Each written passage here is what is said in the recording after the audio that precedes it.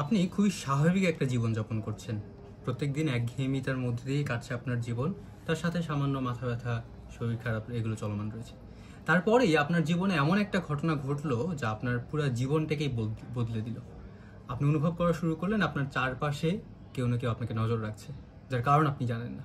আপনি এমন সব নতুন মানুষের সাথে পরিচয় হওয়া শুরু করলেন যারা আপনাকে কন্টিনিউয়াস বিভিন্ন কনস্পিরেসি থিওরি দিচ্ছে। এরকমভাবেই আমাদের নাবিল মুহতাসিম ভাইয়ের লেখা সর্বে সর্বা বইটা শুরু হয়েছে। এবারে বইমেলা চিরকুট প্রকাশনী থেকে বের হয়েছে এবং বইমেলার বইনগরের মিস্ট্রি বক্সে এই বইটা ছিল।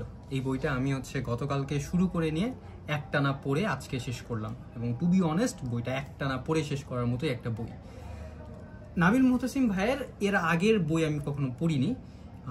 বাজিকর সিরিজ রয়েছে, যারা পড়েছেন তারা জানেন ভাই কিরকমটা লেখে।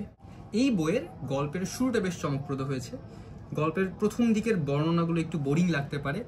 মূল গল্পের যেই কথক জামি, তার স্বাভাবিক জীবনের বর্ণনা দিয়ে শুরু হয়েছে। তার ছোটোখাটো শরীর খারাপ, জ্বর, মাথা ব্যথা, এইগুলোর বর্ণনা দিয়ে গল্পটা শুরু হয়েছে। কিন্তু যখন আপনি প্রথম চ্যাপ্টারটা শেষ করবেন তখন এমন একটা টুইস্ট দেওয়া আছে এবং প্রথম চ্যাপ্টার শেষ করার পরে এই গল্পটার যে ঘোড়দৌড় সেটা শুরু হয়ে যাবে।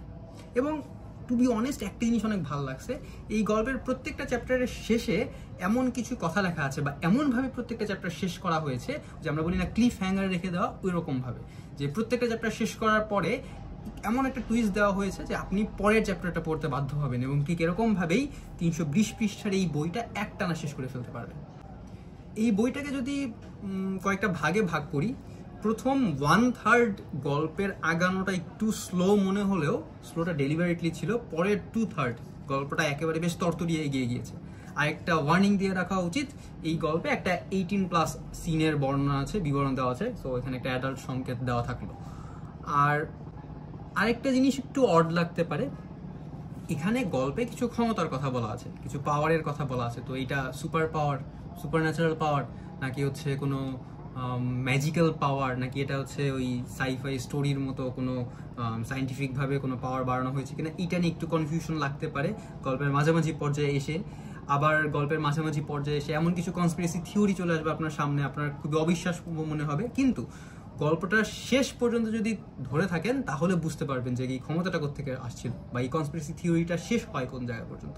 এই যে পুরোটা ভেঙে বলছি না, কারণ আছে স্পয়লার হয়ে যাবে। এবং গল্পটার যদি একটু গভীরে গিয়ে বলি, আমার প্রথম 1/3 2/3 পড়া পর্যন্ত মনে হচ্ছিল যে ফাইট ক্লাবের সাথে এর বেশ কিছু সিমিলারিটিস আছে মনে হচ্ছিল। ওরকম কোনো লক্ষণ তখনও প্রকাশ পায়নি। যারা ফাইট ক্লাব দেখেছেন তারা জানেন, বাট গল্পের ভেতরেই একটা জায়গায় ফাইট ক্লাবের নাম উল্লেখ করে দেওয়া আছে এবং এটা আমার কাছে মনে হয়েছে লেখক ইচ্ছাকৃতভাবে নামটা বলেছেন। যে আমরা পড়তে পড়তে হঠাৎ করে যখন মনে হবে যে আরে গল্পটা কি আসলে ফাইট ক্লাবের মতো, তখনই যখন আমরা দেখবো যে ফাইট ক্লাবের কথা উল্লেখ করা আছে, তার মানে গল্পটা ফাইট ক্লাবের মতো না। এবং গল্প যখন শেষ করবেন তখন বুঝতে পারবেন যে পুরা গল্পটার একেবারে যদি একটা লাইনে নিয়ে আসতে যাই, ওই লাইনটা ফাইট ক্লাবের সাথে কিছুটা মিল থাকবে, মানে একেবারে স্কেলিটনটা কিছুটা মিল থাকবে। তার মানে কি ফাইট ক্লাবের সাথে মিল আছে? ডেফিনেটলি না, ফাইট ক্লাবের সাথে কোনো মিল নেই। পুরা গল্পটার যে কাঠামোটা দাঁড় করানো হয়েছে সেইটা কিছুটা ফাইট ক্লাবের সাথে মিল থাকলেও এই গল্পের যে বিবরণ বা গল্পের যে ঘটনা, গল্পের যে শুরু এবং গল্পের যে সমাপ্তি, পুরোটাই ডিফারেন্ট। এবং আমার কাছে মনে হয়েছে এই গল্পটা নিয়ে যদি কোনো সিরিজ বানানো হয়, ওয়েব সিরিজ বানানো হয়, ফাইট ক্লাবের মতোই বেশ চমকপ্রদ এবং অসাধারণ একটা সিরিজ হবে। গল্পে বেশ কিছু জিনিসের পরিবর্তন করা হয়েছে, যেমন ফেসবুককে ভার্চু জগৎ বলা হয়েছে। তারপরে প্রাইম মিনিস্টারের নাম, বিরোধী দলীয় নেতার নামটা আমি একটু চেঞ্জ করা হয়েছে। এবং গল্পের শেষের দিকে এসে নিয়ে এরকম কিছু বিবরণ পাবেন। গল্পের শেষের 2-4টি কথা এখানে বলা হয়েছে যে এই গল্পটা মেইনলি 2-3 বছর আগে প্লট রেডি করা ছিল। এই গল্পের ঘটনার সাথে জুলাইয়ের ঘটনার কিছুটা মিল পাবেন। এটা আসলে অনিচ্ছাকৃতভাবে ছিল, লেখক নিজেই স্বীকার করেছেন। তো সামান্য বললাম যেন স্পয়েল না হয়। আরেকটা জিনিস, গল্পে বানান ভুল খুব একটা পাইনি, 2-একটা বানান ভুল ছিল, একেবারে নেগলিজেবল, হয়তো আপনার চোখেই পড়বে না। যেটা আমার কাছে একটু দৃষ্টিকটু মনে হয়েছে, 2টা জায়গাতে পেয়েছি। যেরকম যেই একটা ক্যারেক্টার সে কোনো কাজ করছে বা সে কোনো কথা বলছে, তো এই শুরুর দিকে এবং শেষের দিকে ওই ক্যারেক্টারের নামটা একটু চেঞ্জ হয়ে গেছে। মানে ধরেন এক্স কথা বলছিল, তো এক্স কথা বলতে বলতে হঠাৎ করে এক্স এর নামের জায়গায় ওয়াই এর একটা নাম চলে আসছে, পরে আবার এক্স এর নাম চলে আসছে। মানে এটা খুব সম্ভবত ওই একটা জায়গাতে বা 2টা জায়গাতে আমি পেয়েছি।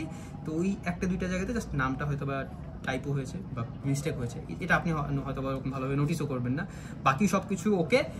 চিরকুট প্রকাশনী থেকে, চিরকুট প্রকাশনীর প্রিন্টের কোয়ালিটি ভালো, স্ট্রেট স্পাইন দেওয়া হয়েছে। 320 পৃষ্ঠার বই, খুব একটা মোটা না, হাতে নিয়ে আরামসে পড়া যায় এবং যদি এরকম মাঝখান বরাবর খুলে রাখি অনায়াসে খুলে থাকছে।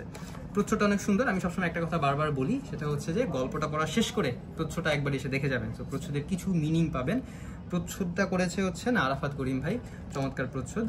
তো মোটামুটি এই হচ্ছে নাবিল মুতাসিম ভাইয়ের সর্বে সর্বা।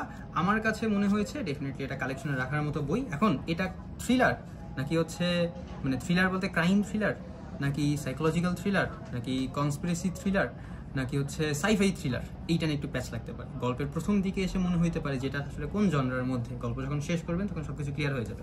এই জিনিসটা আমার কাছে অনেক ভালো লাগছে। গল্পের মাঝামাঝি পর্যায়ে এসে আমি অনেক জিনিস নিয়ে কনফিউশনে ছিলাম যে এইগুলোর অ্যান্সার কি আদৌ পাবো কিনা, বাট গল্প শেষ করে সবগুলো প্রশ্নের অ্যান্সার পেয়ে গিয়েছি। ডেফিনেটলি ভালো লাগার একটা বই। আমার কাছে নাবিল মুতাসিম ভাইয়ের এই লেখাটা অনেক পছন্দ হয়েছে। আমি ডেফিনেটলি নাবিল মুতাসিম ভাইয়ের বাকি বইগুলো ট্রাই করে দেখবো। Until then, sign of.